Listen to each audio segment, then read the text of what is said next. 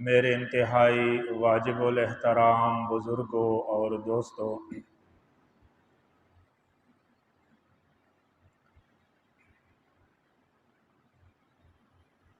खुतबा में आप हजरात के सामने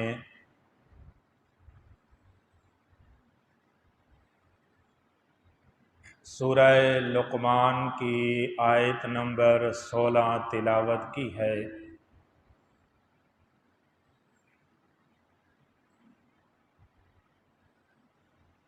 और तौफ़ीक़ इलाही से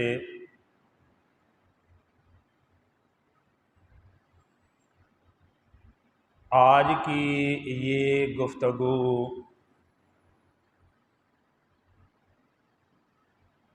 इसी आयत करीमा की रोशनी में होगी। अल्लाह तबारक व तआला कुरान और सुन्नत को पढ़ने, समझने और हम सब को इस पर अमल करने की तौफीक नसीब फरमाए।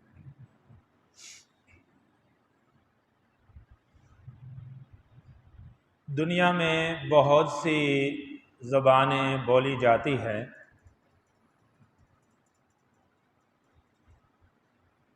हर एक मुल्क की, इलाके की अलग अलग ज़बान है और हर ज़बान के अंदर कुछ ऐसे अल्फाज होते हैं कि जिनको जामे अल्फाज कहा जाता है। और जामे का मतलब ये है कि ऐसे अल्फाज जिनके मानी बहुत ज़्यादा हो, जिनका मतलब और मफ़हूम वसी हो, ऐसे अल्फाज हर ज़बान में मौजूद हैं। इसी तरह हमारे मुल्क की कौमी ज़बान उर्दू है और इस ज़बान में भी ऐसे अल्फाज मौजूद हैं कि जिन्हें जामे अल्फाज कहा जाता है। उनमें से एक लफ्ज़ है मकाफ़ात अमल। ये भी बड़ा जामे लफ्ज़ है। अब मकाफ़ात अमल का मतलब क्या है? मकाफ़ात अमल का मतलब है अमल का बदला। यानी इंसान जो अमल करता है उसका बदला उसे मिलता है। अमल अच्छा है तो बदला अच्छाई की सूरत में मिलता है या क़यामत में मिलेगा। और अगर खुदा ना खास्ता अमल बुरा है तो उसका बदला बुराई की सूरत में मिलेगा। यानी जैसा अमल होगा वैसा ही इंसान को उसका सिला और बदला मिलेगा। अच्छे अमल पर जजा और बुरे अमल पर सजा। ये मकाफ़ात अमल का मतलब है। और इसके अलावा इसको अगर मज़ीद थोड़ी सी तफसील में समझने की अगर हम कोशिश करें तो इसी तरह के अल्फाज हमने पढ़े हैं, सुने हैं कि जैसा करोगे वैसा भरोगे।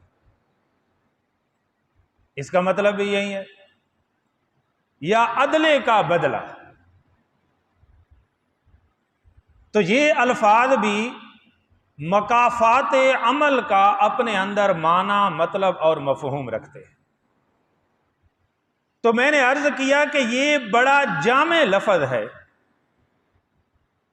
और इस लफ्ज पे किताबें लिखी गई हैं। एक किताब तो मेरे हाथ में है, इसका नाम भी मकाफात अमल है, ये भी इसी लफ्ज पे लिखी गई है।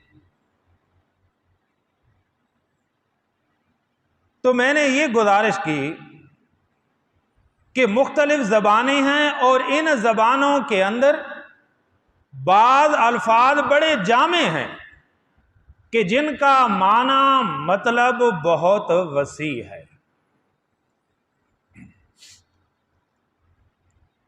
अब कुरान और सुन्नत के अंदर भी ये बात हमें समझाई गई है, इस बात की तलकीन हमें हुई है कि भाई जैसा अमल होगा उसके मुताबिक तुम्हें सिला और बदला मिलेगा। अच्छा अमल है तो उसका सिला अच्छा जज़ा की सूरत में मिलेगा, इनाम की सूरत में मिलेगा, अल्लाह की रजा की सूरत में मिलेगा। और अगर खुदा ना खास्ता अमल बुरा है तो इसकी सजा मिलेगी और अल्लाह की नाराजगी मिलेगी। और ये बात हमें कुरान और सुन्नत के अंदर समझाई गई है। और दीन इस्लाम के अकायद में से सबसे जो बुनियादी अकीदा है वो अकीदा तौहीद है, यानी अल्लाह ताला को उसकी ज़ात और सिफात के अंदर एक मानना, अकेला मानना, यकता मानना, वहदहू ला शरीक मानना, ये अकीदा तौहीद है।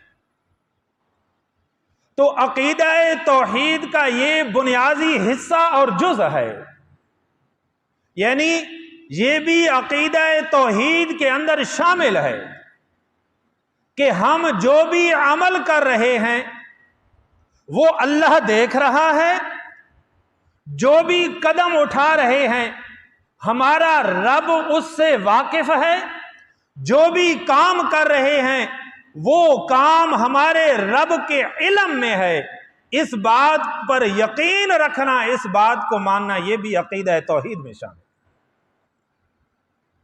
नहीं। हमारा कोई अमल भी अल्लाह की जात से छुपा हुआ नहीं है, अल्लाह सबको जानता है। तो जो आयत करीमा मैंने खुतबा में पढ़ी है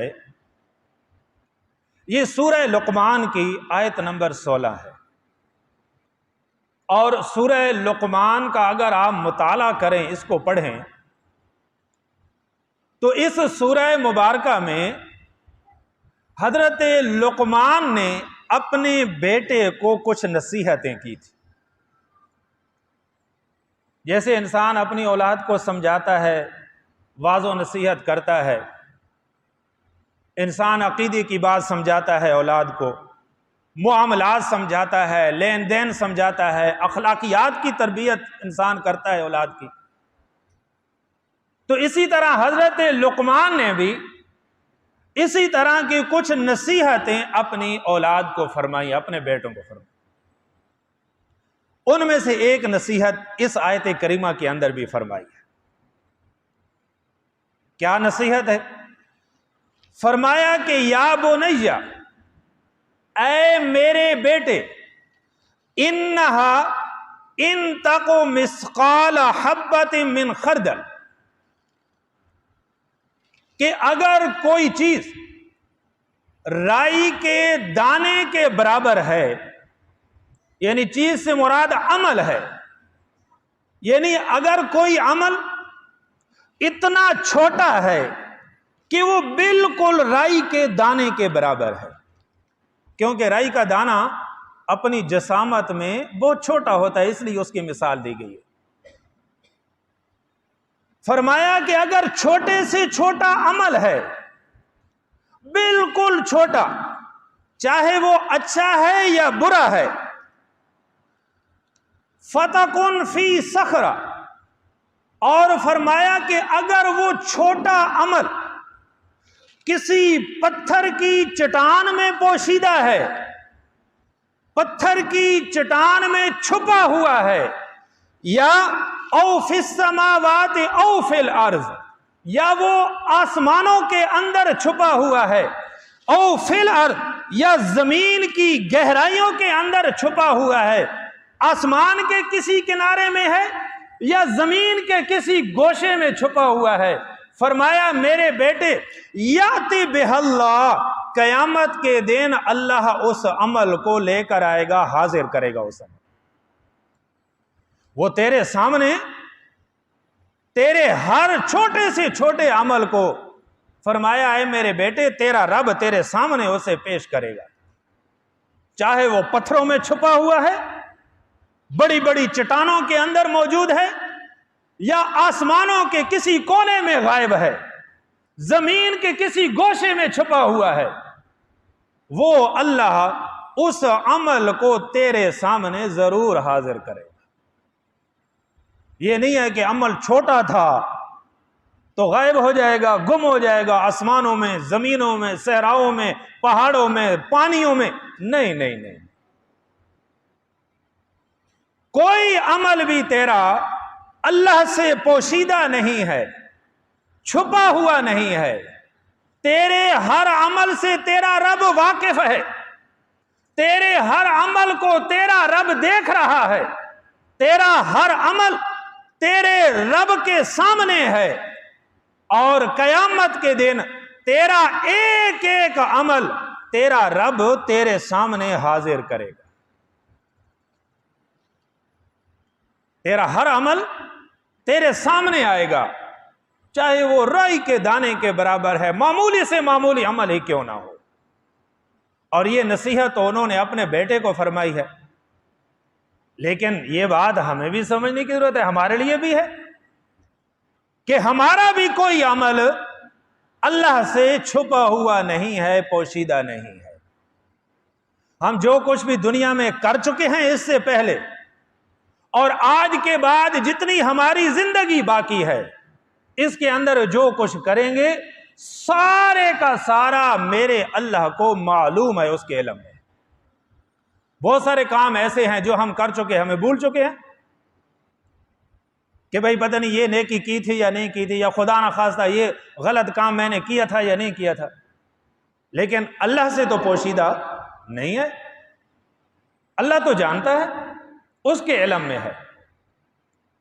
तो इसलिए मैंने ये बात अर्ज की कि ये अकीदा तौहीद का बुनियादी हिस्सा है कि ये ख्याल हमारे दिल दिमाग में बैठ जाए, अल्लाह करे ये बात हमें समझ में आ जाए, हम अपनी दिल की तख्ती पर इसको लिख लें कि हमारा कोई अमल भी अपने रब से छुपा हुआ नहीं है। हम नेकी कर रहे हैं, चाहे वो बड़ी है या छोटी नेकी है, खुदा ना खास्ता हम कोई गलत काम कर रहे, चाहे वो बड़ा है या छोटा है, सबके सामने कर रहे या छुप के कर रहे हैं, सारे के सारे आमाल से हमारा रब वाकिफ है और उसे देख रहा है, उसे देख रहा है।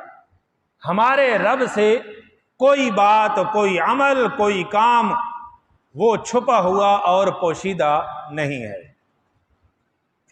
इसलिए मैंने शुरू में ये गुजारिश की कि हम जो काम भी कर रहे हैं दुनिया के अंदर, उसी के मुताबिक हमें उसका सिला मिलेगा, उसी के मुताबिक हमें जज़ा और सज़ा मिलेगी।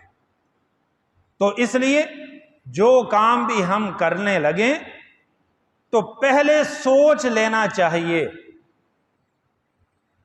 कि ये काम मैं जो करने लगा हूं, ये काम सही है या गलत है, ये नेकी है या बुराई है, ये शरीयत के उसूलों के मुताबिक है या उसके खिलाफ है, ये मेरे रब का हुक्म है या नहीं है, ये मेरे नबी की सुन्नत में शामिल है या नहीं है, ये सहाबे कराम से साबित है या नहीं है।